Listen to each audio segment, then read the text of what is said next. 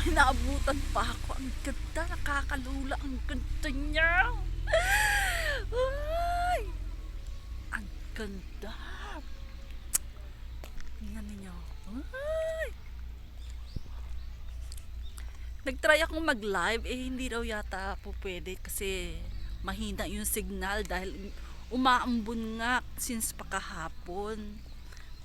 Mabuti nga may naabutan pa ako. Ang lakas ng hangin nung nakaraang araw at saka kahapon. Napakalakas ng hangin. Iniisip ko nga, may maabutan pa kaya akong petals ng mga sakura blossom. Sabi ko gano'n. Naku, sabi ko, pinaka-ano niya ngayon, yung pinaka bloom na bloom siya ngayon. Ayan, oh. Sadly nga kasi hindi madilim yung ulap, pero kung ito may araw, kitang-kita ninyo yung pamumukadkad niya, like yan, no, ganyan. Ay, just me. Napaka-romantic. Nga, ang ganda pa ng kulay niya kasi kabulong pa lang niya. Ibig sabihin sariwa pa yung kanyang mga petals. Hindi pa nagba-brownies. Kasi kabubuka pa lang nila talaga yung napakaganda nito. Ay! Alam niyo ba itong Sakura Road na ito? Nung bagong lipat pa lang kami rito, mas maganda yung kanyang puno. Yung kanyang mga puno.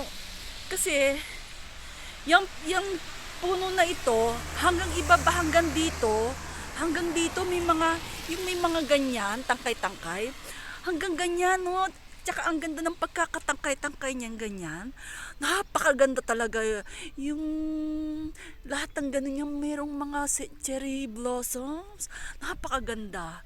Ngayon medyo kasi itinrim yata ito mga siguro 2 years ago, tinrim sila kasi nga nagkaanuhan na sila, nagkakaroon na sila ng mga ganyan-ganyan sa ibaba na sangasang maliliit. Ang pangit nga naman tingnan kapag walang sakura blossoms. Pero pag merong nakabloom na yung mga ganyang sakura blossom, yung mga ganyan, ang ganda niyan.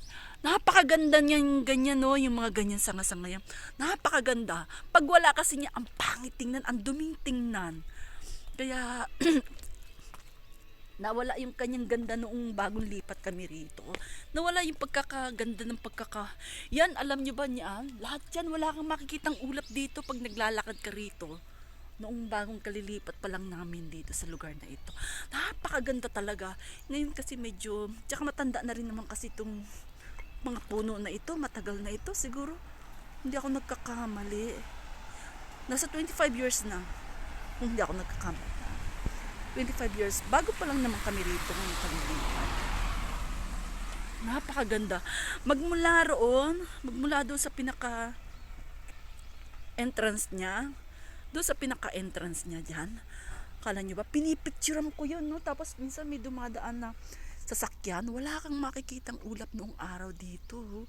Lahat kasi yan, nagsasalubong yung mga sanga-sanga niya. So natatakpan talaga, para siyang yung ganyan ba araw, para siyang nakaganon. Yung nakaganon siyang ganon. Napakaganda. Ang sarap maglakad ka mo, tapos medyo maganda yung panahon, maaraw. Yung sunlight niya, yung liwanag ng araw, nagbibigay ganda lalo dito sa sakura, sa mga bulaklak na. Napakaganda talaga. Naku po, sabi ko, maga pa lang, kasi nag-work pa ako noon. Umaga pa lang, naggagawa na ako ng baon. Kasi hanggang hapon na andito ako mag-isa. Nagmumuni-muni. Ang ganda talaga. Nakaka-relax talaga. Napakaganda. Yung ganyan, no? Nung wala kang makikita dyan sa taas niya, wala kang makikita liwanag dyan, parang yung bubungan niya, wala kang makikita butas-butas yan nung araw dito. Talagang nabububungan sila ng mga bulaklak na yan, ng mga ng puno. Ngayon kasi medyo pumangit siya dahil Lalo na nung nagbagyo kasi ng malakas, mga ilang years ago yun, 2 or 3 years ago, di ba bumagyo ng malakas? Dito rin, naputol-putol yung mga sanga-sanga nila, kaya pumangit na wala yung ganda ng pagkaka, ano yung dikit-dikit ng sanga nila na wala. Lalo na yun doon sa entrance doon banda roon. Alam nyo ba yun sa entrance na yun, napakaganda dyan nung araw. Nasira lang ito ng malakas na bagyo, malalakas na hangin. Nasira yung ganda niya. Napakaganda rito. Halos pag pinipicturean ko yung ganyan, yung may sangang nakababa dyan, pababang pa ganon, sangang pababang pa ganon, punong-puno ng sakura yan, no? Pipicturean ko ng pataas. Oh my God, sabi ko gano'n. Ang tawag ko noon diyan, Stairway to Heaven. Ang ganda kasi. Meron pa nga ako diyan, siguro nandiyan pa yan sa loob ng Facebook ko. Yung mga picturean kong mga sakura noon na talaga, breathtaking. Sabi ko, grabe, pakaganda, oh. Alam, mga ganyan. Tingnan niyo, titigan niyo. Pag ito nag-brown na, mga next week, pag mga ano na yan, nagba-brown na yan sila, ang pahangit na yan, naglalanta. Pag ganyan yung pagbubuka pa lang kasi yan, ganda pa ng itsura niya, di ba? Gusto ko sana, kanina kuna ng live, sabi ni Facebook, mahina rin yung signal ko rito. So, ayan, ang ganda niyan. Tingnan ninyo. Maganda yan, lalo na kung may araw dito, banda dito. Ang ganda niyan kamo. Ayan, titigan ninyo. Ganda, di ba? So beautiful. Ay, so pretty. Noong araw yan, halos wala kang makitang butas-butas dyan sa puno dyan, no? Takip talaga yan ng buong sakura. Kaya pag maglalakad ka rito, kailangan may kasama kang partner para romantic. Napaka-romantic nung araw dito, I'm telling you guys. Pasok na tayo. Minalas nga ngayon, medyo itong taon na to ang sakura, umuulan. Na timingan niya na medyo ganda niya, titigan niyo. Diba? Nanggigigil ako. Sobrang ganda. Sa ganda niya kung live kasi nagrereklamo si Facebook, may naraw yung signal ko, hindi raw pwede sa live. So videohin ko na lang para sa inyo, no? Sensya na guys. Gusto ko sanang ma-enjoy niya yan, kaya lang alam niyo naman dito bundok tralala, pero itong lugar na ito maganda talaga rito. Pasok tayo sa loob. Buti nga may naabutan pa ako kahapon pa ako nag-iisip kung may maabutan pa kaya ako sa Saturday ng mga petals ng sakura. Sabi ko, sa lakas ng hangin na ito, naglaglagan ako yung mga yun. Maganda rin daw dito, sabi sa akin nung staff ng City Hall, ganda raw rito sa gabi kasi spotlight to sa gabi. Yan, kitang-kita, naka-spotlight yan. Kirakuyama. May ilaw daw dyan. Ito, mga ilaw nga naman. Ayan, no. LED ata yan. Diyan naka-spotlight daw yan, kaya ang ganda raw lalo dyan yan. Alam niyo man dito sa lugar na ito, libre yan dito. Marami yan dito mga kawayan.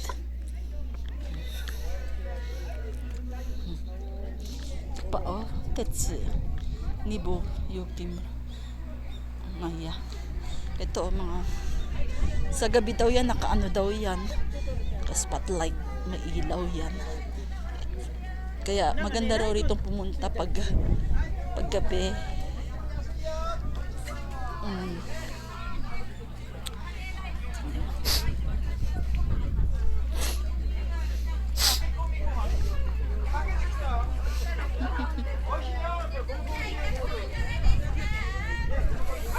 Lamig. lamig. Kanina may kumakanta rito eh. Stage. May stage kasi dito. Nagka-concert kasi rito eh kapag summer. Diyan. Wala na, tapos na. Meron pa. Silipin ko. Silipin natin. Pangit tong taon na ito. Umuulan. Basa yung ano oh. Yung ground. Pag ano dito, maganda yung panahon. Dami dyan mga nagpipiknik ko nakaupo silang lahat dyan. Ay mga tables kasi libre naman yung mga yan. Walang yan, libre yan. Karaoke. Yan nagko-concert pag summer. Ito, ang dami dyan mga families. Yung mga anak nila, takbuhan ng takbuhan dyan. Libre naman kasi yan eh.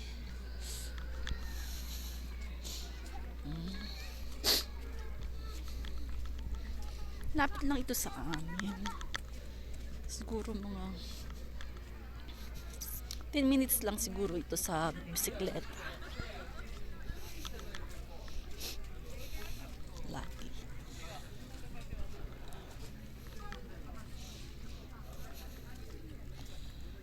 Buti minaabutan pa ako sa lakas ng hangin na 2 days na yun. Pagsaka na talaga yung mga petals. Yan lang ano, umuulan kasi. Pero pag ito, mainit yung panahon naman, mas mabilis silang magmukadkad. Ibig sabihin, mas madali silang mag-dried. Ayan no, ganda. Ganyan ang araw ko. Ang galing, di ba?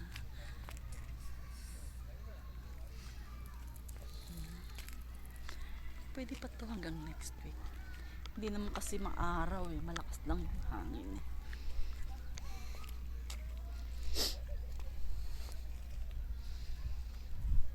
Breathtaking. This is my favorite spot.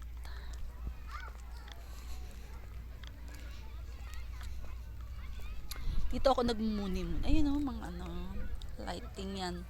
Lighting yan kapag gabi. Romantic daw dito sa gabi. Pumangit nga yung pangit to. Ang ganda niyan kung walang mga nakikitang ulap. Nakatakip talaga siya. Tsaka konti ang tao ngayon kasi umuulan. Kung bukas maganda ang panahon, siguradong bukas mas madali mamukadkad yung mga lahat dyan bukadkad na. Mga next week wala na sila.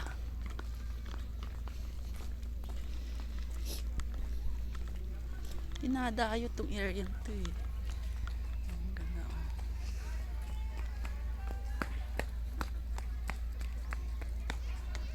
Kakagigil.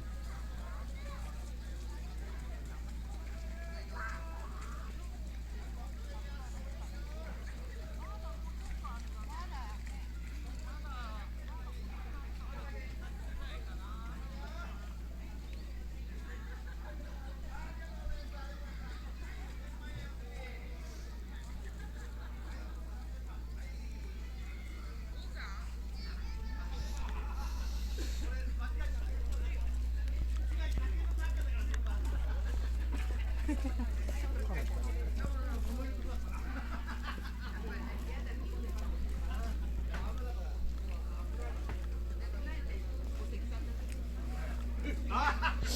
や、分かってるわ。友達少なだけかけてきた。一味は辛いよ。これ手作りだからね、食べてもらいた。はいい、豚汁美味しいよ、美味しいよ。豚汁ね。200円です。はい、五目辛め美味しいよ。全部美味しいよ。私の燃えるゴミです。いかがですか？揚げたてですよ。玄関の前に置いとけばいいんでしょ。袋もえるもらえるし、